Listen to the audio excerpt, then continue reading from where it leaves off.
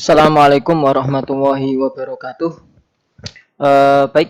Pada kesempatan ini kita akan melanjutkan perkuliahan kita tentang bab 1 ya, yaitu besaran-besaran listrik.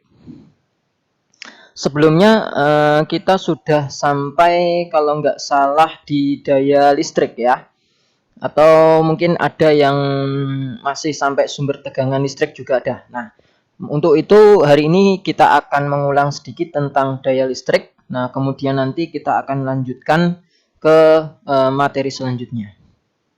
Oke.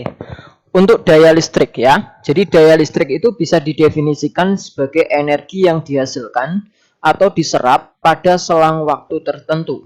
Jadi energi yang dihasilkan atau diserap dalam selang waktu tertentu itu daya listrik. Maka ada komponen-komponen listrik itu yang bisa menghasilkan daya listrik dan ada komponen-komponen listrik itu yang mampu menyerap listrik ya. Nah, contohnya komponen listrik yang mampu menghasilkan daya listrik itu apa? Yaitu sumber tegangan. Dan komponen listrik yang menyerap daya listrik itu apa? Contohnya adalah lampu. Jadi kalau lampu itu hidup, berarti lampu itu menyerap daya ya. Buktinya apa? Dari lampu itu dikatakan menyerap daya. Buktinya bahwa pada lampu itu ya menghasilkan cahaya. Nah, itu menunjukkan bahwa adanya perubahan energi dari energi listrik menjadi energi cahaya gitu ya. Sehingga lampu itu bisa dikatakan mengkonsumsi energi atau mengkonsumsi daya listrik gitu ya. Nah, untuk persamaannya sendiri, daya listrik itu P, ya itu diturunkan dari turunan energi per waktu. Nah, energi sendiri itu bisa dituliskan tegangan kali dq. Q itu muatan ya. Nah, kemudian di sini ada dq per dt. Kita sudah bahas sebelumnya bahwa dq per dt itu adalah arus, sehingga daya listrik itu adalah tegangan dikali arus ya. Nah, persamaan daya listrik ini tidak hanya V kali I saja.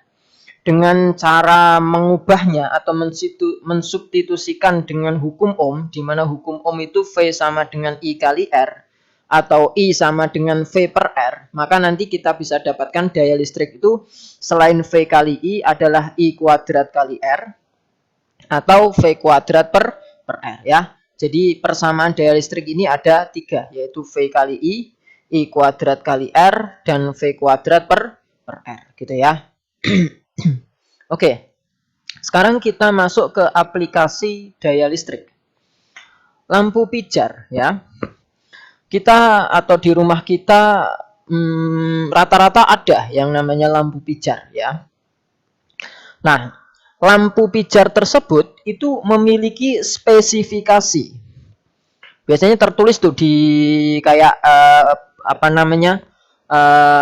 yang apa? Bonggolnya sini ya, yang bonggolnya sini. Nah, itu tertulis spesifikasi, atau biasanya kalau misalkan masih ada bungkusnya, di bungkusnya itu ada spesifikasinya. Nah, spesifikasinya itu menunjukkan ada nilai daya listriknya dan nilai tegangan listriknya gitu ya. Nah, maka sebenarnya ketika kita beli lampu itu tidak cukup mengatakan, Pak, beli lampu yang 20 watt atau 10 watt, itu tidak cukup.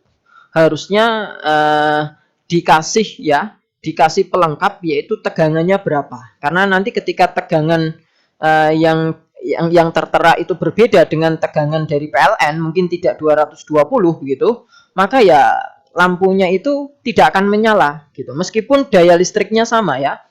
Nah, tapi kalau tegangannya berbeda maka tidak akan bisa nyala gitu ya. Nah, jadi ada 2 lampu, yaitu yang biasa dipasang pada listrik PLN atau listrik AC, dan lampu yang dipasang dengan menggunakan aki. Itu biasanya dipakai oleh orang yang berjualan nasi goreng atau mie ayam itu ya, di rombongnya itu biasanya kan pakai aki. Nah, lampunya itu lampu yang berbeda itu dengan lampu yang dipasang di rumah-rumah kita gitu ya. Nah, yang membedakan itu adalah tegangannya di sini ya. Kalau di PLN itu rata-rata 220, kalau pakai aki itu 12 volt gitu ya. Oke, itu ya perbedaan lampu yang terpasang di listrik AC dan DC ya. Nah, sekarang kita akan mempelajari apa maksud dari 40 watt 220 volt ini. Yang dimaksud 40 watt 220 volt di sini adalah bahwa tegangan maksimum yang bisa diterima lampu itu 220 volt. Sedangkan daya maksimum yang bisa dihasilkan oleh lampu itu adalah 40 watt ya. Jadi ketika nanti lampunya itu diberi tegangan yang melebihi 220 volt, maka lampu ini akan mati gitu ya. Mati, putus. Nah, tapi kalau misalkan diberikan tegangan yang kurang dari 220 volt, maka lampu ini nanti akan nyala ya. Tapi nyalanya itu redup begitu ya. Nah, berapa daya yang dihasilkan? Misalkan nanti dikasih tegangannya 110, setengah dari tegangan maksimumnya. Nah, untuk menghitungnya kita pakai persamaan daya listrik tadi yang sudah kita pelajari.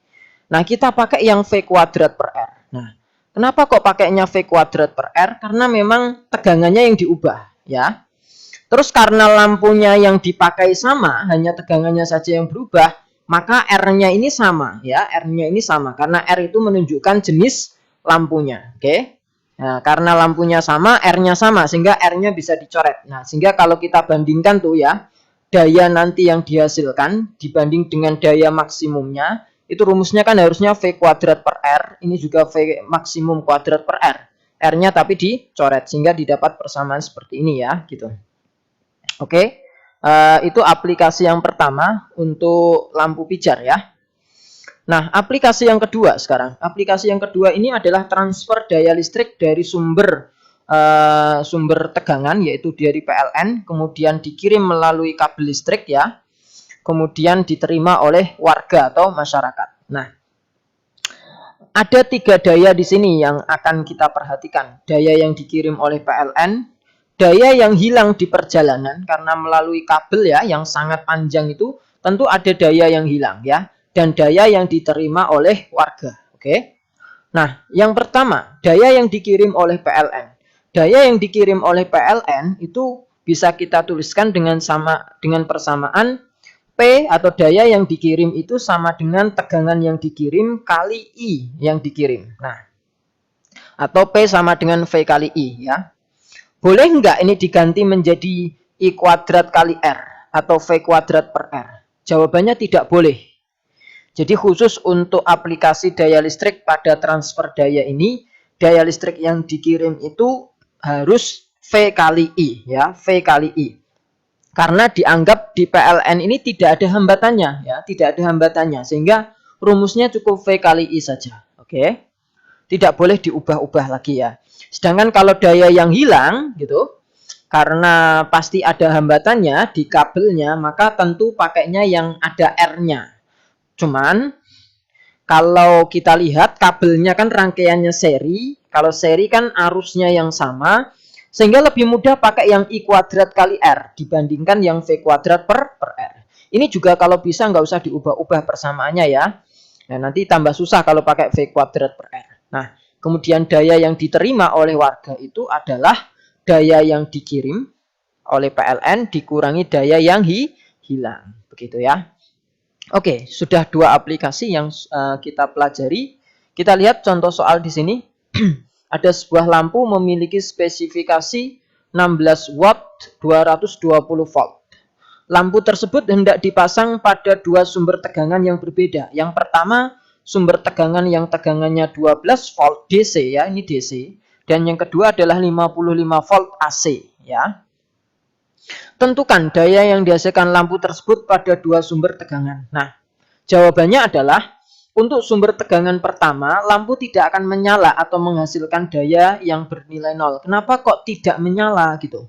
Karena lampunya itu ya, lampu untuk listrik AC. Kok tahu listrik AC? Karena tegangannya itu 220 volt ya. Sedangkan dipasang pada tegangan DC yang 12 volt. Maka tentu lampunya itu tidak nyala atau daya listriknya itu bernilai 0 ya. Nah, yang kedua, ketika dipasang pada listrik AC tegangannya 55 volt tentu nyala ya, tapi redup karena tegangan yang diberikan lebih kecil daripada tegangan maksimum. Nah, berapa daya yang dihasilkan? Kita pakai persamaan tadi ya yang sudah kita turunkan. Nah, yang ini ya. Oke. Nah, kita masukkan saja P sama dengan P per P maksimum sama dengan V kuadrat per V maksimum kuadrat. Jadi 55 itu tegangan yang diberikan, 220 itu tegangan maksimum ya. Nanti akan jadi 1/4 ini. Terus kalau dikuadratin jadi 1/16. P maksimumnya kan 16 ya, ini 16. Sehingga P-nya daya yang dihasilkan adalah 1 watt. Nah, seperti itu ya cara mengerjakannya. Oke. Nah, yang ini adalah latihan soal ya, latihan soal nanti kalian kerjakan sebagai tugas ya. Cara pengumpulannya atau cara mengerjakannya sebagaimana yang sudah kita pelajari atau sudah kita tetapkan ya aturannya di pertemuan pertama minggu yang lalu begitu ya. Oke, nanti kita akan sambung ke video yang kedua. Untuk video yang pertama ini saya cukupkan.